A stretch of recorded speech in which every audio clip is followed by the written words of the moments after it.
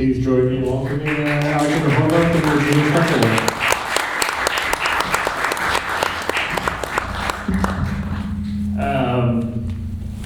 But it occurred to me I gave a very bad introduction to your career, Alex, before the screening. We were a very smart audience, so I'm assuming people know who you are, but it didn't occur to me until later that I didn't really say who you were. You're a wonderful, of course, historian, critic, curator, ran the Biennale for a portion of the 1990s, and then the Austrian Film Museum for the better part of the 2000s and 2010s. And Regina also worked there in the archival department. But I wanted to bring that up not only to bring people up to speed, but this film actually has roots in one of the last programs you did there, which was called Henry Fonda for President, where you did a program about Fonda. And then also, I guess one of your colleagues is the one who maybe inadvertently suggested that you maybe make a film at some point. Can you maybe tell people how that idea first came to fruition? Well, I ended my time, my 16 years at the Film Museum. I was 53 and I thought I don't want to do this until I retire. So, but very openly did not know what would be next. And actually, a retrospective of Tom Anderson's films was on show that very last month of my, or last 6 weeks of the program we did. And a few months later, a German producer who I had known 20, 30 years earlier came to me and said she thinks I should make films. And I said, why me? I mean, I've never made a film, and yeah, you know so much about film history. And she was working mostly for television with Arte, and I pushed back, I guess. I said, there are so many people who do this, or have done this professionally. But then at the end of this long dinner, I said, probably the only subject she could keep me interested in, or we could maybe continue to talk about, was this subject, Henry Fonda on the one hand and America on the other. Because of that retrospective, I had researched more deeply again, and I had gone back in a way to what I remembered and knew about Fonda, and I had realized doing that show that there is territories there between his life and his forefathers and his roles and his strange persona and certain nodes or moments or aspects of American history that interested me, and I thought one could maybe make something that, let's put it that way. I thought of all the subject that this producer threw in the air, New Hollywood Cinema or certain filmmakers, European filmmakers, the only subject where I thought there are not maybe 10 or 50 other people who could make as interesting or more interesting films, I thought that might be a subject that, it sounds stupid to say, was waiting for me, but that I was in a maybe special position to talk about that, because both subjects had always interested me, and so from that first encounter, I was very skeptical, I was easily as skeptical as Fonda about being able to produce something worthwhile. And it was really because I managed to get Regina and our third partner in crime, Michael Palm, who was the only professional in the group. He's a great filmmaker in his own right, he's a great editor and a cinematographer. So I wanted this intimate type of production, and both the German producer and the Austrian co-producer who came in accepted that they would keep their distance and let us go to the US, do some research. So it was over several years. I mean, we took 5 years, I think. And because I had this little group and this safety net, I think, I thought it might work, but I remained skeptical until the rough cut was done, and I showed it to the producers and very few other people. who seemed to like it. So I had overcome this skepticism, I guess. But I was more seduced into this new line of work or this new role rather than ever wanting it or ever going for it. Do you remember what you were planning on doing when your Austrian Film Museum job was, before you decided to make a movie, what were you planning on doing after that? Like writing a book or something? No, not at all. I mean, I've always switched between work with an institution that took all my, I focused on that totally, the festival or the film museum for a much longer time. And I had periods in between where I wanted to be a free man again. So that has served me well, this kind of approach, trying both ways of living or both types of work. So I really wanted to stop this exhausting and intense kind of work running it's not a huge institution, but running it and not being very good at delegating. So I don't know. I started teaching a little bit, not big time, but I gave and still do film history courses at the Vienna Film Academy. But it doesn't take a lot of my time, I must admit. So I was just waiting for things to come along, and what came along was this, What is getting late, but I'll have a couple questions about the film, and then we'll open it up to the audience. But I'm curious if there was like a piece of footage for maybe either of you that, I don't know, unlocked something when you were conceiving the film, or revealed something, or maybe a movie or scene or performance you didn't realize would have so much impact or meaning to what the film ultimately ended up being? Was there one thing that you didn't know about before going into it that you, in the process of making the film, you were like, wow, this is like ties it all together, or brought it into a different realm than you were anticipating? Whether that was Maud or something else. Well, Maud, the thing that gave the film its title, was something I had actually discovered already for that retrospective. I went through his filmography again, and I saw this totally unknown series it had never shown in Europe, where it said Henry Fonda as himself on IMDb. Henry Fonda as himself. Okay, what is this? And I managed to get a DVD from the States, and it fascinated me immediately. And Bea Arthur is known for Golden Girls in Europe, but that series was. And I knew that Norman Lear, who had produced it, was also a lefty, I guess, if you could call it that, and a close friend of Fonda. So they must have had there must have been some background thinking, because at the time it was mentioned in various places that post-Nixon, someone like Henry Fonda would be needed.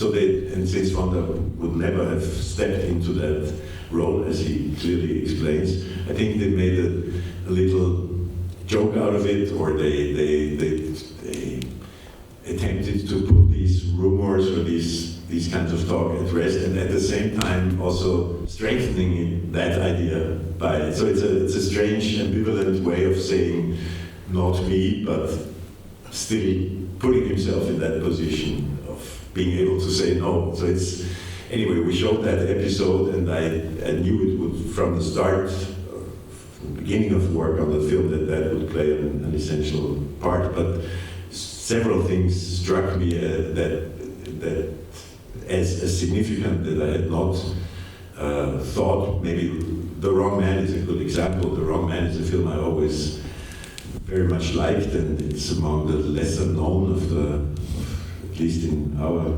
part of the world, of the famous Hitchcock films of the 50s. But realizing that there are these dark and weird echoes between Fonda's life and the death of his second wife and the film. And so in that sense, it's of course, it's clear to me that you also train yourself in the process of doing something like that. You train yourself to see echoes where others may not see them. And I'm fully aware of the risk that some of the associations or the echoes that the film describes may be viewed as flippant, but since the approach was from the very beginning to treat Fonda as a composite, not only as a biographical person who actually lived, but to look at his screen personas together with his life. So there is this Henry Fonda in inverted commas in a way that I was dealing with.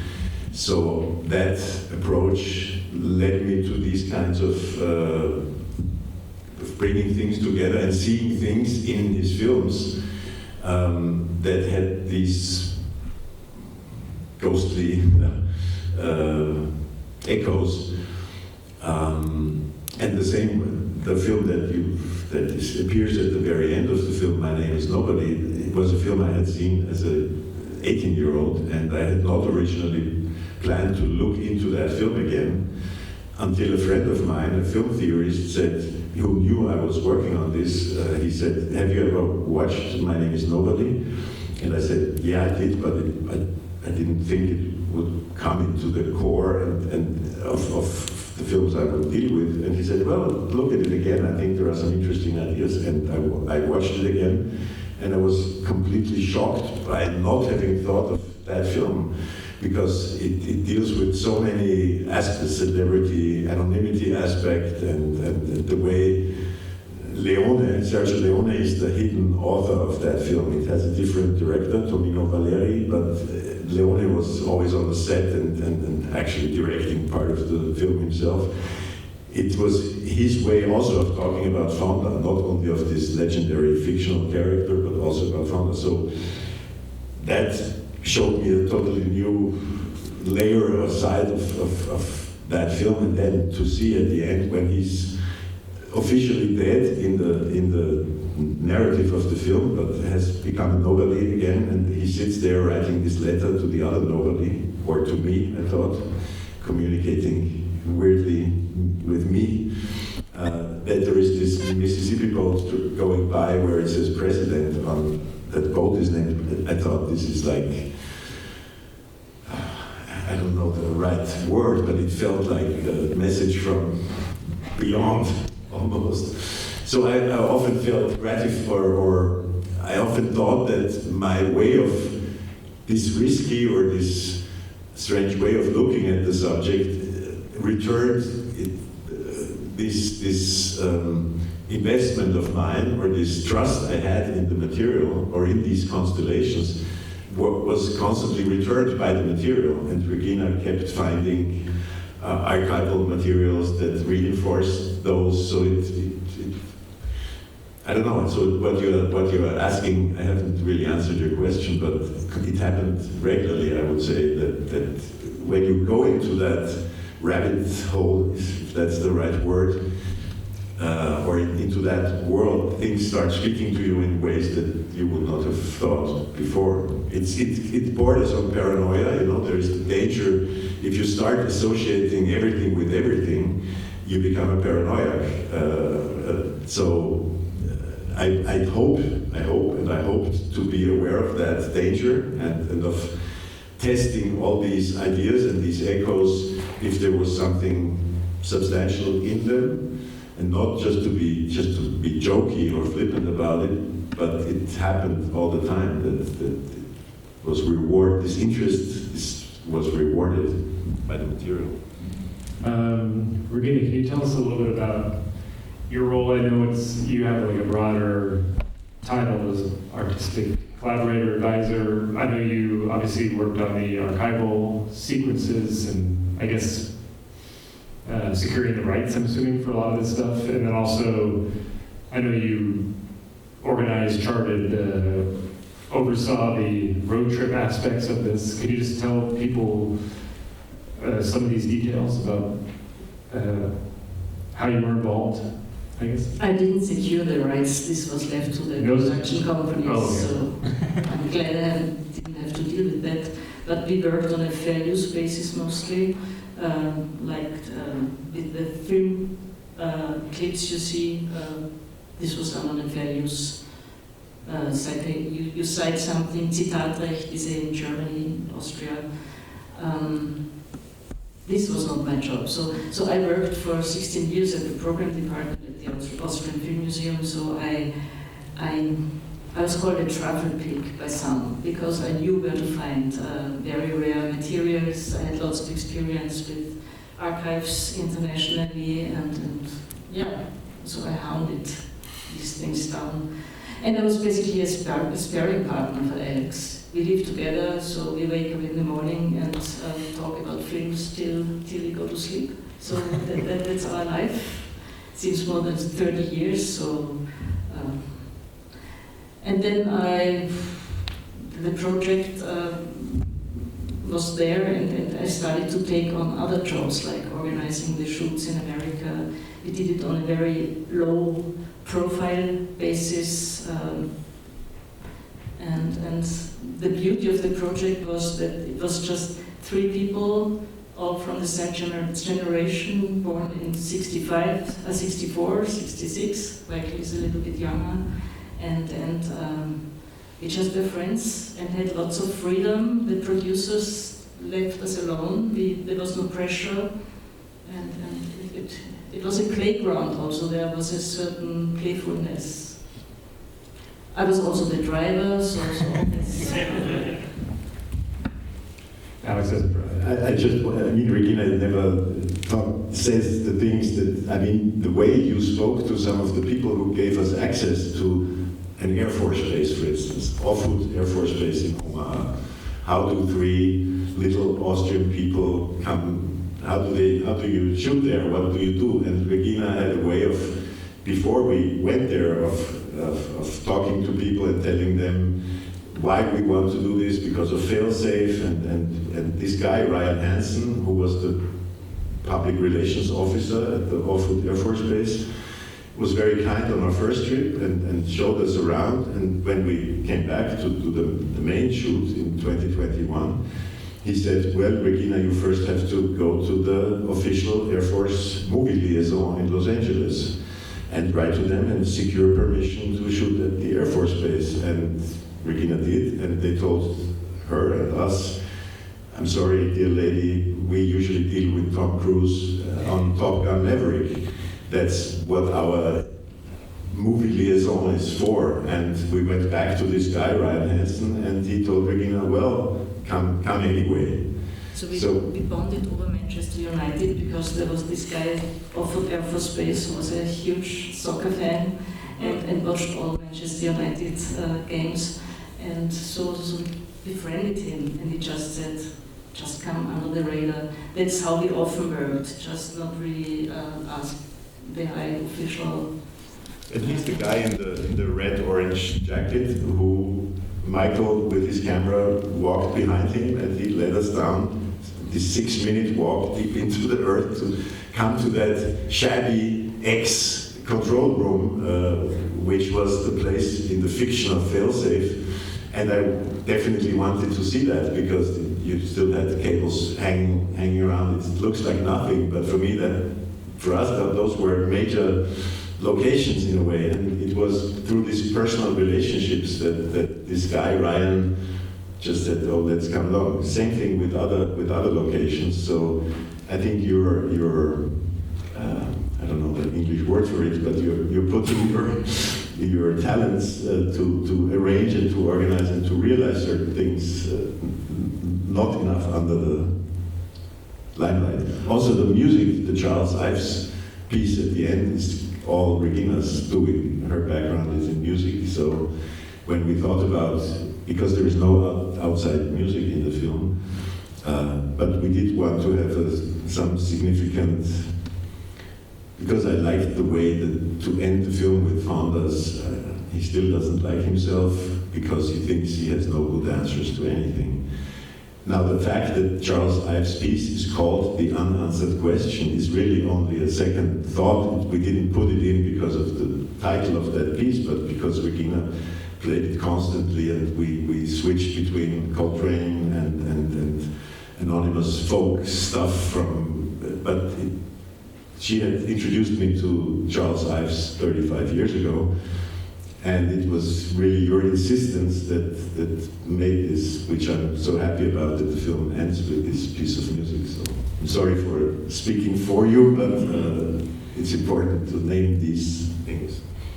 I have more, but in the interest of getting some audience questions, does anyone have any questions about anything? Or many aspects of this film we could talk about? No. To make a joke, there will be no unanswered questions Robert? tonight. I'm fascinated by what you thought of getting that treasure trove of Florence Grovel's Playboy interview, like 8 hours or 10 hours or something. What that must have been like in opening up the possibilities of the movie for you. Well, it was only midway through that I knew I would be able to access that material, but I immediately realized it shifted the film to another level, because suddenly I knew that my voice or my words, I wasn't sure yet if I would be the one to speak them, but there would be a lot of words, a lot of text. It's an essay film. I come from writing. Writing is my original background. So this feeling of oppressiveness, which may still be there, of this one voice, when I suddenly knew, after listening to those 12.5-hour tapes, that there would be a second spine, a second voice. It was like it would become like a double narration in a way, even though Fonda's is not a narration in the classical sense, but it would go too far here to describe all the feelings I had, because it was months. I transcribed those 12.5 hours in their totality, and it was just fascinating not only to listen and try to find out about the things he does say in words, but also the texture of that conversation. Often, actually, we visited Lawrence Grobel today, and he's extremely happy with the film, and he's so deeply sorry he can't be here tonight. But since he's also present, many things Fonda did not want to talk about, you hear Grobel insisting, or he reads the Steinbeck quote about Fonda to Fonda, and Fonda just says, well, it doesn't mean anything. I would not think of me when I read those words.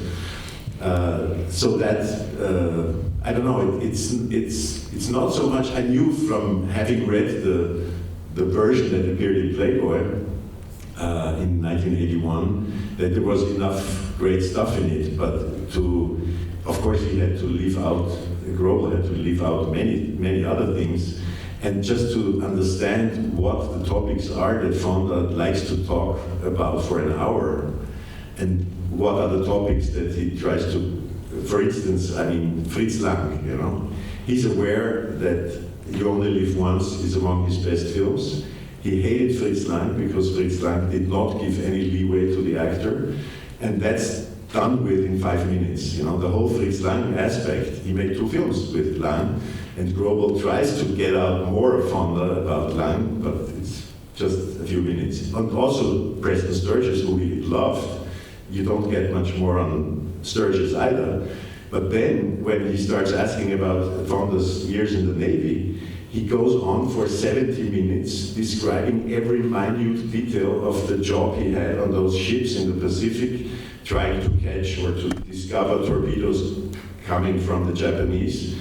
And he's not even that fond of his, he even says, I didn't like a minute of it, which is not very believable considering that he talks about those things so in such detail.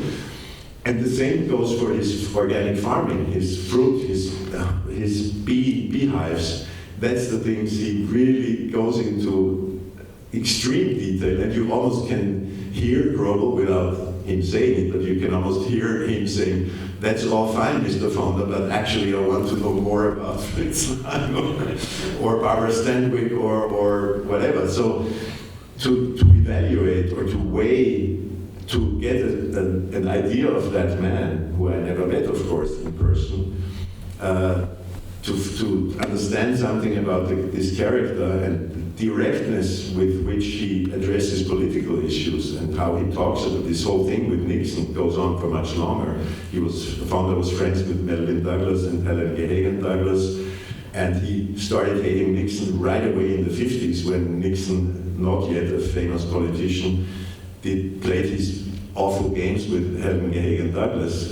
So to understand him just by listening to those hours, and also by listening to the textures, I mean, we're used to thinking about archival documents in a content way, but also as material, as textures that tell you something beyond the stuff that is really directly expressed. So that's also why we don't mind certain materials are scans from 16mm prints, like everybody's war, and if there is a scratch all through the image, I'm actually happy about that, because media archaeology, or to share the differences in textures, in what, today you often get the feeling that everything is brushed to create one surface that looks the same wherever the material comes from. And the same was with those tapes. You hear the birds in the background. You hear George Peppard visiting Fonda. During the interview, George Peppard, the actor who was a friend, knocks on the door, and you hear on the tapes, and Fonda says, "I have an apple for you, George." And then Shirley, Fonda's fifth wife, comes in, and so you get this sense of the situation, and so those maybe fully, for others it's fully marginal aspects of such documents, but that gave us a lot of pleasure to work with these and to... Especially when Fonda sneezing. Well, yeah, right, but Fonda has to sneeze, and Grobo says Gesundheit. And Regina asked him today, Larry, "So do you speak German?" And he said, "I know one word, and that's that, Gesundheit, So we included, those are things you decide to include or not. And with Michael in the editing, Michael is also great, Michael Palm is also a great sound designer, to even play up certain surrounding sounds, or to have certain... So, I don't know, it's the artifact and its qualities are as important, I would say, or almost as important as the things that are being expressly said in the artifact. I noticed that one of the reasons why I came to the show was the idea of the Q&A afterwards. I'm just curious, with all of the future of the industry talk, did your producers, when they were pitching this project to you, did they pitch it with the idea that this was mainly a theatrical experience? And is that the future of pitches that you tend to receive from a business angle? Well, the word business angle is already something I've not thought about a lot. When you start being a filmmaker at a late stage, as I am, the great thing is you don't have to think of the career that follows. I may make another film, or I may not. This German producer, Irene, who I mentioned at the beginning, she tried to talk me into making films mainly for television. So it was the first conversation was mainly 52-minute documentaries about aspects of film history. And there are some good ones, but generally I'm not a fan of that format. It's often very conventional, there are templates and formulas. But I said, okay, if you try, I told you that maybe Fonda and America, that could be a subject, and the very first notion was really to do it only with archival material, only with existing footage. And she went and tried to finance it as a 52-minute TV project. And I was almost afraid that she would come back and say, I succeeded, let's make a 52-minute. Maybe, I guess secretly, I hoped it would be more difficult for her, because then my plan B, to also ask an Austrian producer and to go to art funding, would work out maybe, even though I had no credentials as a filmmaker. But since she did not succeed, or the German TV stations were skeptical and did not really know what this could be, I said to her, well, then let's try and make it what I really wanted, to do it as a theatrical film. I told her it may become longer. I did not know or tell her that it would be a 3-hour film, but I was aware that, because with this came the decision, I brought in Michael and Regina and the Austrian producer, And I said, I do think we need to go to America. I do think that this film needs, I know that the story that I'm trying to tell will reach from 1651 to 1982 when Fonda dies. But I also knew that, not from a business angle, but from my own interest in the present day US, and I did not want to speak about the political, the news, the headlines, the stuff that people know anyway in certain ways about America now, but I wanted a visual presence, and I use that term, maybe it's, I don't know if it's the right term, echo space. I wanted this distance of 40 plus years between Fonda's death and the beginning of the Reagan presidency and the now moment in which people would see this film. I wanted it to be present in some way. So that's, and I wanted to speak about certain notions of how history is being reenacted in everywhere, but in this country even more. And I wanted to find out about it's a cliche to say that, the presences of the past in various places. So this decision to turn it into a film for theaters and get art funding and to move it away a bit, or more than a bit, from this TV context, and to the decision to shoot in America, made it into a different film. How should I say? I'm not sure I can answer your question, because it sounds so silly, and I don't want to make ourselves into some kind of, as if we were removed from the material from the economic and business and material aspects, but we are people from the publishing, writing, curatorial world, and if we make a film, then it's about creating something that has a life as a work, and only to think about its exploitation later. If it's worth something, if it achieves certain things, it will make its way, in whatever ways are possible in today's landscape. But I never thought of what will the follow-up project be, or which industry contexts this. I mean, I've had experience with various industry contexts from other points of view, as a festival director, or as a museum director, or as a curator, or as a writer. But with this, I just wanted to make something that I or my parents or my collaborators could be proud of. Hopefully that would happen, and that was the main thing. It sounds strange maybe, but it's the truth. Anyone else? I'm curious if you could talk about the writing process, but also when you came to the idea to link the early 80s, I guess, as a thing, whether that's Reagan inauguration, the end of Fonda's career on Golden Pond, Taxi Driver and the assassination attempt. There's so many things in your discovery of Fonda in the 80s. I just wonder when that idea came to you, and then how you built it. You kind of use that as a way to focus, or like a epicenter for the film, I guess. I'm just curious where that came from. That was it was almost the starting point, I think. And this kind of prologue that you saw and heard was always at the beginning of the earliest expose that I wrote, because I did want to anchor it in a moment where my relation to this man began, in a way, and it's not invented after the fact. So what I'm saying, that my parents and I went to Paris, we watched these films and many other films, and the Olympics happened at the same time, and this high jumper fascinated me and my father completely.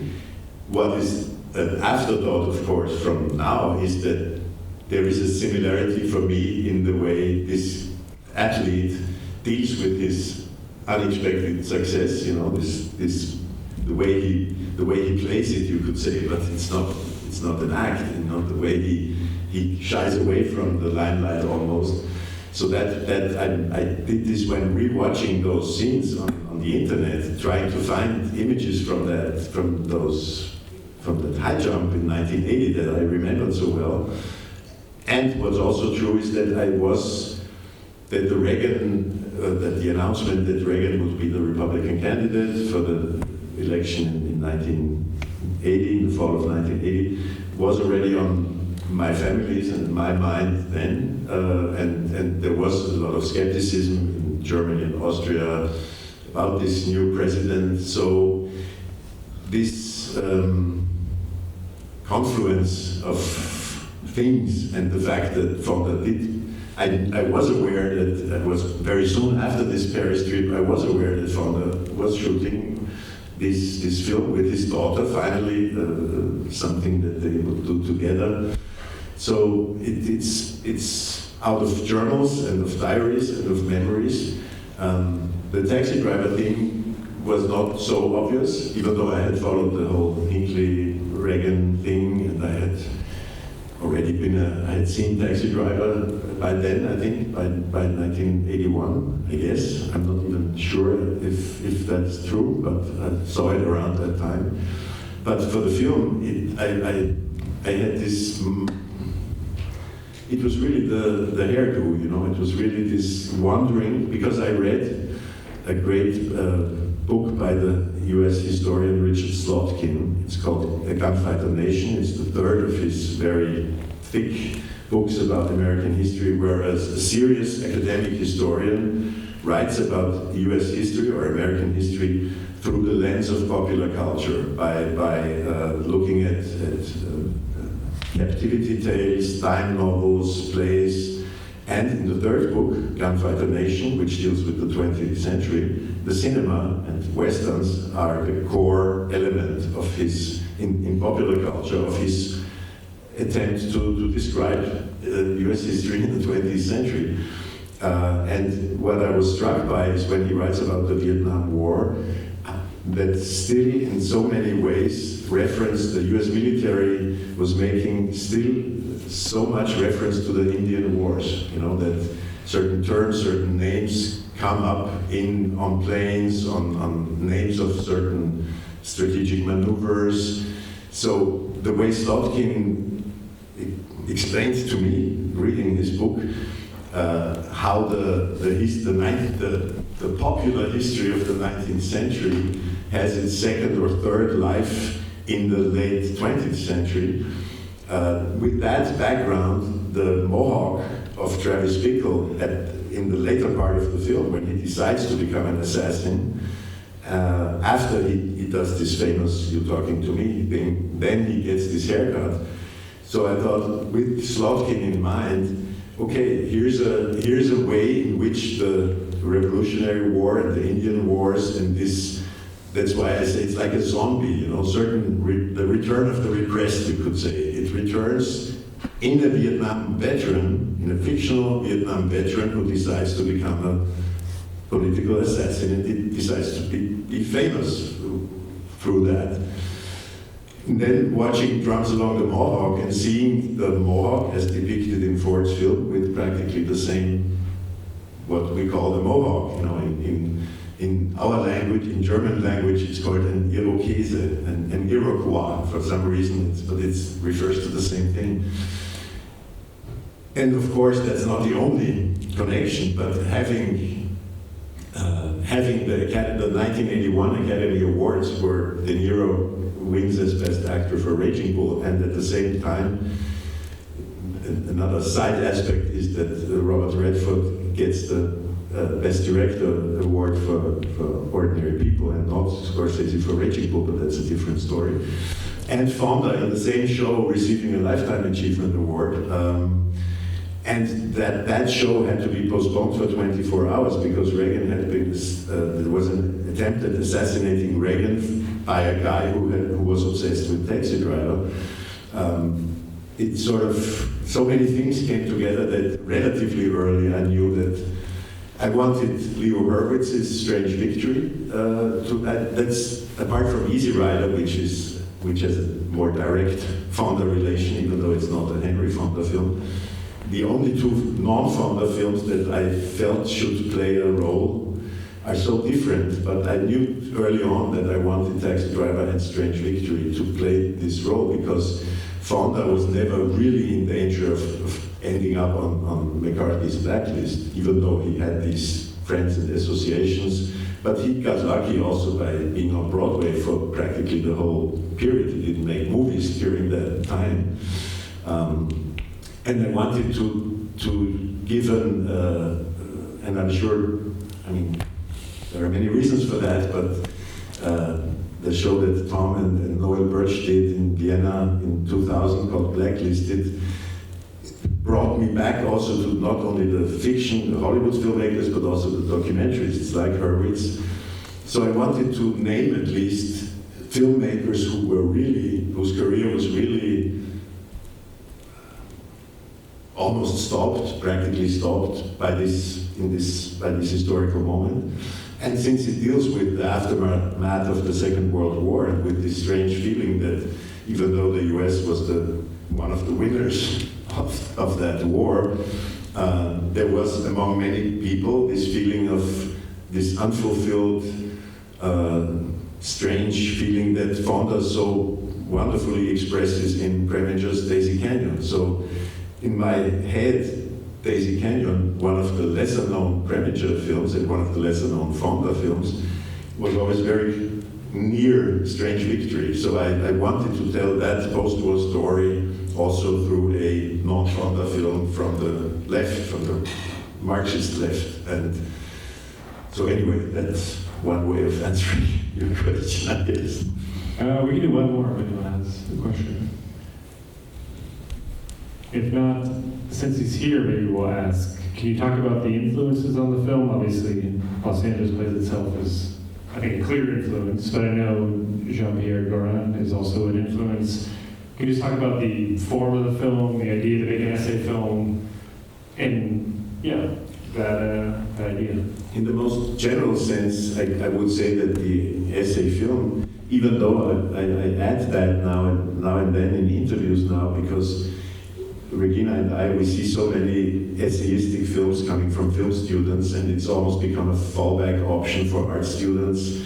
There is now this wave of short, mid-length essay films, and we don't feel very happy with that. So it's a strange period for that form, but I've always liked films by Harun Farocki and Chris Marker and others, and the decisive moment was in 2007 when Jean-Pierre Gorin was the guest curator for the Biennale and the Film Museum for the joint retrospective called The Way of the Termite, which Jean-Pierre took from Manny Farber, but he used that term for the essay film. So it was a very large retrospective ranging from Griffith's Corner in the Wheat to Apichatpong Verasettakur's Mysterious Object at Noon. So he very much widened my notion of what an essay film could be.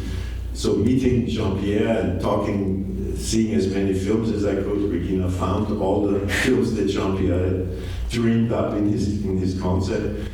That was an incredibly, like another step in my relation to that form, which through Tom's films and films by others had already been strong.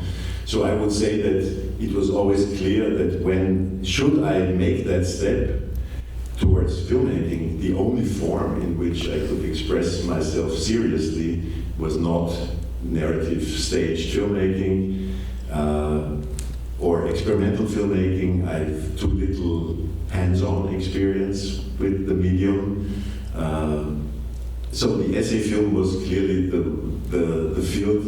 Since I began as a writer, I have been a writer originally, and writing and curating are the two talents or the two activities that lend themselves very well especially to an essay film format that deals with media, and so Los Angeles Plays itself. But I mean, it's more.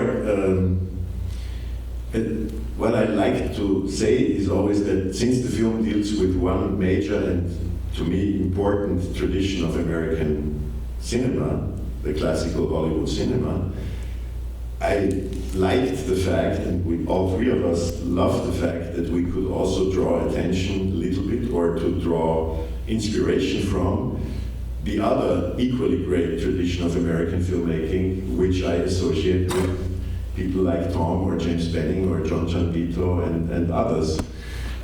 So for me, it's whenever I can or whenever I could, I try to make some visibility among our audiences. So when Michael, Regina, and I went to the States and discussed, me as someone who had never done this, and Michael, who was a very experienced person, as filming as well as editing, we talked about ways in which we wanted to capture those locations, those places. How would we go about it? What would we exclude in terms of aesthetic choices? What would certainly not be part of what we would shoot? We would do conversations with many people, some of them even filmed, but knowing from the very beginning that no interviews would appear, no talking heads as it's called. So as to take a certain distance, to choose filming in movement more than fixed. I don't know, it's almost trivial, but we were definitely inspired by a certain style of capturing the hauntedness of certain places, and the vis-a-vis of the triumphant depiction or portrayal of American scenes or places would be this more distanced way. But many of the things we then chose, we came about there. The grape, the places around the wheat patch camp, the Grapes of Wrath passage.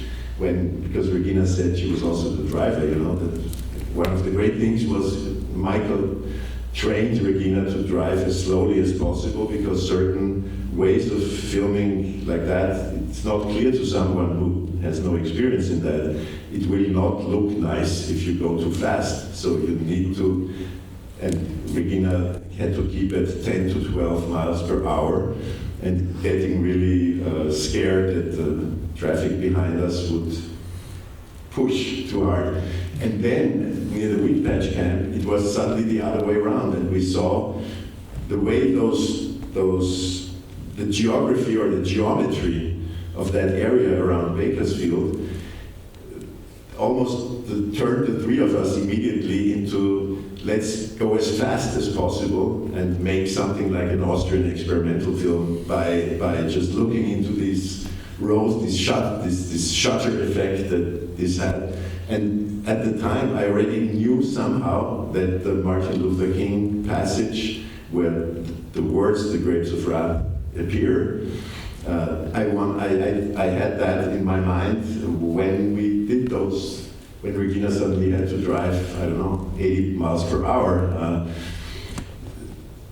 I don't know. I'm going off on a tangent here, I guess, but anyway, it's a way of describing to you maybe this rough-edged way of shooting in America also, and deciding on certain aesthetic choices that do and did come from this knowledge and interest and love for the filmmakers that you've mentioned.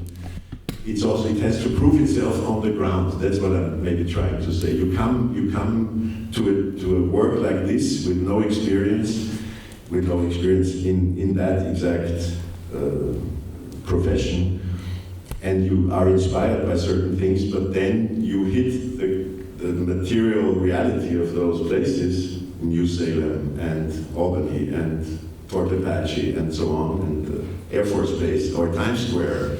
You don't know which kinds of performers appear to you. That we did not know that a Trump imitator would come to us like that. And we had 45 minutes. Michael went with this guy up and down Broadway for 45 minutes.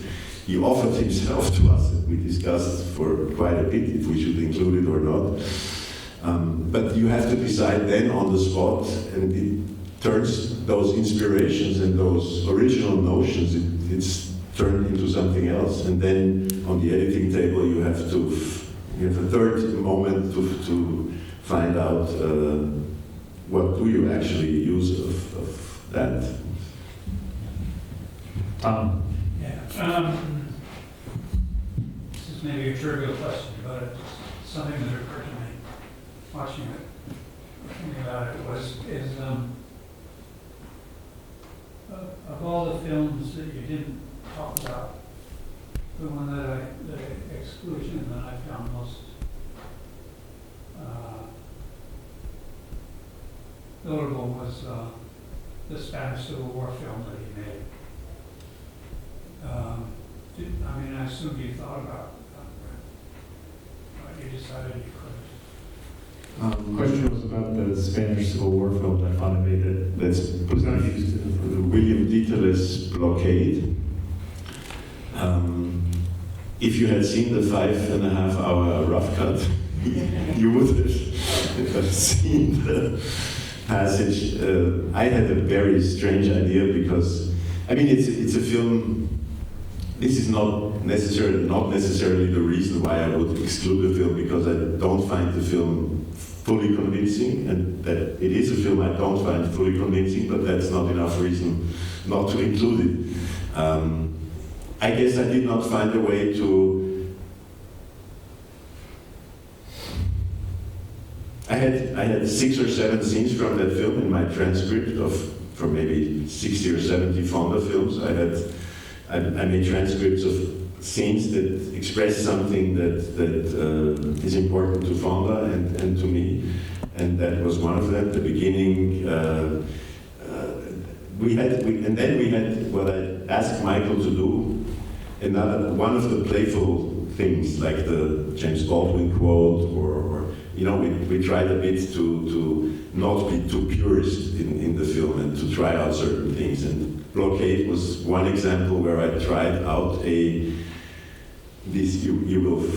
will find this so trivial, but I tried out a long scene which I would not have wanted. It would have been like 8 minutes or something to fully understand. I had a screen split into 9 small screens. So it was like a video installation, like a marqueur or a video installation where you would see moments from Blockade, and they would run in themselves. The clips would run as loops and would be held at certain moments, but it was just too childish and it did not work well. So that idea went, but of course there would have been other ways to include it. It was one of several things that got lost along the way from this 5.5 hour rough cut to the final version, because I thought that that the core could be expressed in other ways. I know it's only very briefly around the "you only live once" moment when the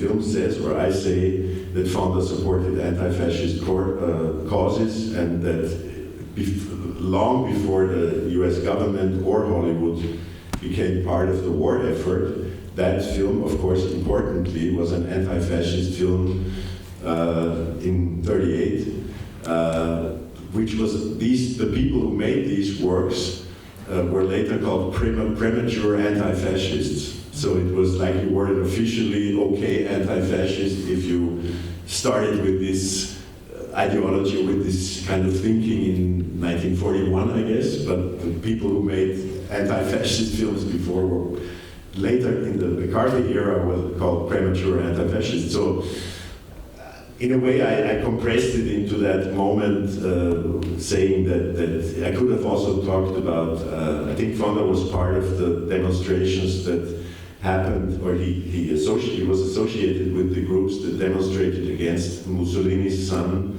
visiting Hollywood, because he wanted to find out for Cinecittà, I guess, how the film industry in California works, and he also wanted to promote the fascist cause in California.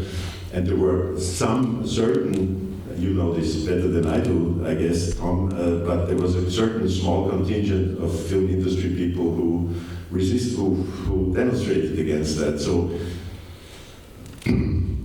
it ended up as this brief thing. There was also a longer, much longer, it doesn't appear anymore in the film, but I had a whole thing about Jean-Luc Godard, Jane Fonda, and Henry Fonda. There was this triangle that was so fascinating and still is to me, because in Godard's early writing, Fonda plays a role. He writes about The Wrong Man and about the beauty of Henry Fonda's face. And at the end of Godard's career, Fonda pops up again and again, both with Young Mr. Lincoln and The Wrong Man. And then there is, of course, the relationship that Godard and Jane Fonda had, and Jane not being so happy with that collaboration, and with the film that Gorin and Godard made, Letter to Jane, like the other film after Tout va bien. So my French friends are saying, well, you're missing Godard, you know, where is Godard? And I said, well, that's almost a separate film. You could make a 40-minute film on that those relationships. What you are hinting at is, of course, that a lot of stuff did not find its way into the final shape. But I guess, to be honest, it must have to do with my inability to find a sequence or a scene that would encapsulate what I could say with that scene. So it's a film that would need to be talked about, and I did not want to talk about even more. And Fonda is also, I must admit, not that great. I mean, he's always good, but it's not it's a bit of there is a bit of a silliness to his, in my view, to his role in that film, and it doesn't lend itself so well as others did to make a certain point. Well, we've got a while, but we can continue the conversation out in the lobby. Please thank Alex and Regina again. Thank you guys. Thank you very much for your interest. And yeah, come and talk to us out in the lobby.